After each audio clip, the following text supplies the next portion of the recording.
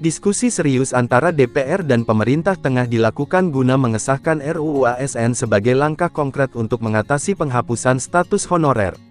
Meskipun masih dalam tahap proses persetujuan, niatnya adalah agar RUU ASN versi final dapat mengandung ketentuan yang mampu memberikan solusi atas rencana penghapusan status honorer tahun 2023.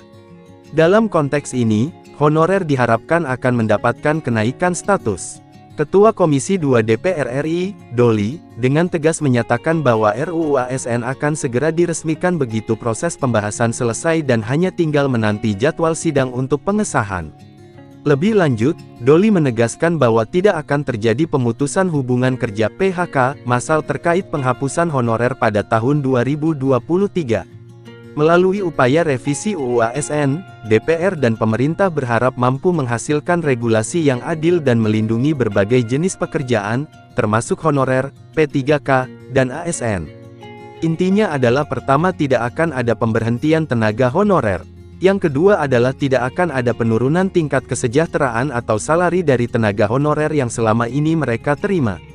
Yang ketiga adalah penyelesaiannya kita cari sedemikian mungkin tidak akan menambah beban anggaran baru, kata Doli seperti dikutip dari situs resmi DPR RI.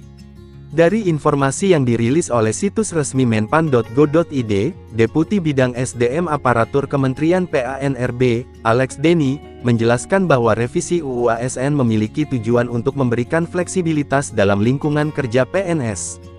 Tidak hanya itu, revisi ini juga bertujuan untuk meredakan perdebatan seputar penghapusan status honorer pada bulan November.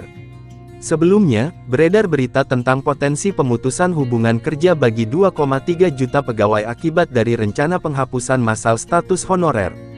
Isu ini menjadi sorotan utama setelah wacana mengenai PNS atau P3K paruh waktu muncul dalam RUU tentang perubahan atas Undang-Undang Nomor 5 Tahun 2014 tentang Aparatur Sipil Negara yang saat ini sedang dibahas oleh DPR. Tak heran jika muncul kekhawatiran terkait kemungkinan pemutusan hubungan kerja massal bagi 2,3 juta pegawai akibat dari penghapusan honorer. Penghapusan tenaga honorer ini didasarkan pada Undang-Undang Nomor 5 Tahun 2014 dan Peraturan Pemerintah Nomor 49 Tahun 2018. Namun, Kementerian PANRB berkomitmen untuk menghindari pemutusan hubungan kerja dalam proses penghapusan status honorer. Pemerintah secara tegas menolak adanya pemutusan hubungan kerja massal dan berupaya agar tenaga honorer tetap memiliki peluang kerja dengan status yang berbeda, bukan lagi sebagai honorer. Ketua Komisi 2 DPR RI, Doli, menjelaskan bahwa RUU ASN versi final akan mengandung regulasi baru yang terkait dengan penghapusan status honorer tahun 2023.